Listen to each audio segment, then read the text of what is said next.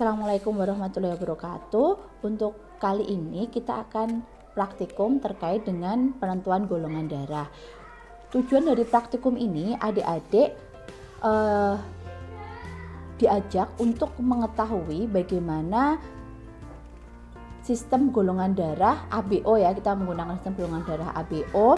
Kemudian bagaimana penentuan golongan darahnya.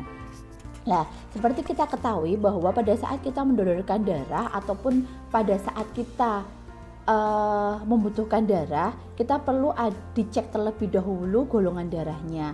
Hal itu bertujuan agar pada saat memasukkan darah atau mentransfusikan darah ke dalam tubuh seseorang itu benar-benar darah yang dimasukkan itu cocok dengan tubuh si penerima. Karena apabila tidak cocok maka akan terjadi reaksi koagulan, sehingga malah terjadi proses pembekuan di dalam tubuh manusia, sehingga tidak menjadi baik, justru malah menjadi buruk. Nah, untuk penentuan golongan darah, alat-alat yang kita persiapkan sebenarnya sangat sederhana sekali. Yang pertama adalah ini adalah alkohol. Jadi alkohol yang nanti fungsinya untuk membersihkan jari kita ya. Nanti yang diambil sama seperti yang kadar hemoglobin, yaitu darah kapiler ujung jarinya.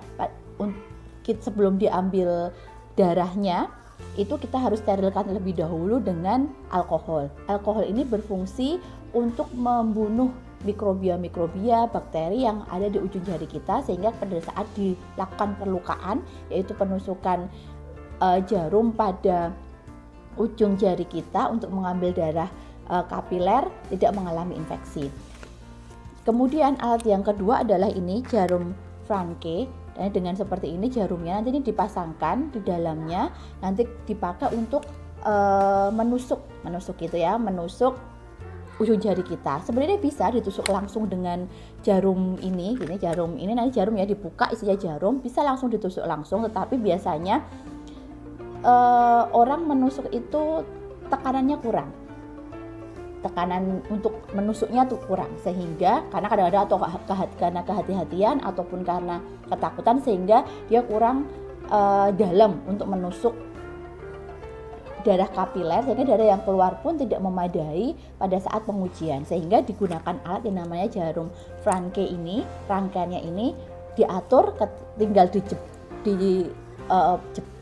ya, dipencet tombolnya, dia sudah akan keluar sendiri jarumnya dan memberikan tusukan dengan kedalaman yang cukup untuk mengeluarkan darah kapiler bagi pengujian golongan darah ataupun nanti pengujian yang lain yang menggunakan darah kapiler. Kemudian yang kedua adalah setelah jarum ini gelas benda ini sebagai tempat untuk meletakkan darahnya. Jadi nanti adik-adik akan diperlihatkan video untuk pengambilan sampel dan penentuan golongan darah. Nah, nanti ini digunakan untuk meneteskan darah yang akan kita uji golongan darahnya. Lalu setelah itu nanti ada serum anti A, anti B yang itu dipakai untuk menentukan golongan darahnya. Nah, sistem untuk bagaimana cara menentukan golongan darahnya nanti bisa dilihat pada video ini. Nanti karena di sini tidak ada alatnya yang bisa saya pakai untuk menjelaskan dengan lebih jelas, nanti akan saya sambung video saya ini dengan video lain yang bisa menunjukkan bagaimana cara proses penentuan golongan darahnya. Tentu saja nanti untuk praktiknya akan disampaikan video tutorial tersendiri untuk cara kerjanya. Mungkin itu yang terkait dengan golongan darah. Praktikum tentang waktu koagulasi dan waktu pendarahan pada darah. Ini masih membahas tentang darah, jadi masih kelanjutan dari pertemuan yang lalu terkait dengan eritrosit. Pada saat kali ini kita akan bahas masalah trombosit, sama-sama bagian granula atau bagian padatan darah, tapi yang kita bahas adalah trombosit. Tujuan praktikum ini sama seperti judul praktikumnya, yaitu untuk mengetahui waktu koagulasi atau waktu pembekuan darah dan untuk mengetahui waktu pendarahan pada manusia. Sebelum masuk ke bagaimana alatnya, lalu cara kerjanya seperti apa, perlu saya sampaikan bahwa waktu koagulasi dan waktu pendarahan ini berhubungan dengan yang namanya bagian darah yang disebut sebagai trombosit. Dalam trombosit itu ada yang disebut sebagai heparin atau antikoagulan. Jadi selama ada heparin dalam trombosit, maka darah yang beredar dalam pembuluh darah tidak akan mengalami pembekuan.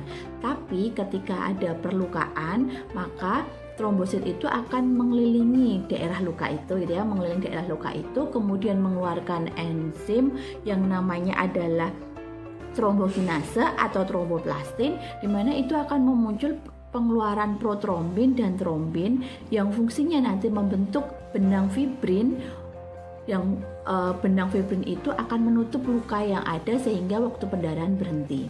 Jadi darah membeku dan pendarahan berhenti. Seperti itu. Jadi nanti adik-adik bisa mempelajari lagi bagaimana mekanisme pembekuan darah pada manusia. Untuk alat dan bahan yang diperlukan dalam praktikum ini sangat sederhana. Yang pertama nanti karena kita terkait dengan waktu, jadi waktu pasti kita harus mengukur berapa lamanya. Kita menggunakan alat ini namanya stopwatch. Di sini untuk mengukur waktu pendarahan ataupun untuk mengukur waktu koagulasi. Untuk praktikumnya seperti praktikum kadar eritrosit yang kemarin, kita akan menggunakan darah kapiler sehingga kita membutuhkan jarum Franke, kemudian kita juga membutuhkan ini jarum Franke, kita juga membutuhkan ini alkoholnya yang nanti untuk mengusap ujung jari, untuk mensterilkan jari kita ketika diambil darah kapiler, dan juga kita membutuhkan ini gelas benda. Kemudian nanti untuk bagaimana cara praktikumnya atau cara kerjanya akan dijelaskan pada video tutorial yang lebih lanjut. Tapi pada intinya waktu pendarahan itu adalah waktu yang diperlukan darah mulai dari perlukaan sampai nanti tidak keluar kembali. Lalu kalau waktu koagulasi adalah waktu yang diperlukan darah untuk membentuk benang-benang fibrin. Jadi di situ bedanya waktu pendarahan dan waktu pembekuan darah. Sebagai pengantar mungkin itu yang bisa saya sampaikan. Nanti silahkan adik-adik melihat video tutorial dan mencari tambahan bahan terkait dengan mekanisme pembekuan darah. Lalu nanti yang harus dibahas dalam praktikum ini adalah nanti adik-adik perlu mencari waktu pendarahan dan waktu koagulasi normal pada manusia. Kemudian nanti mencari faktor-faktor apa yang mempengaruhi waktu koagulasi dan waktu pembekuan darah. Setelah itu nanti ketika nanti adik-adik akan diberikan data yang waktu pendarahan dan waktu koagulasi, adik-adik harus membandingkan dengan normalnya lalu dibahas. Kalau itu memang normal ya sudah, tapi kalau ketika dia mengalami keabnormalan maka perlu dibahas kenapa keabnormalan tersebut terjadi. Mungkin itu sebagai pengantar waktu koagulasi dan waktu pendarahan. Kalau ada kurangnya mohon maaf. Assalamualaikum warahmatullahi wabarakatuh.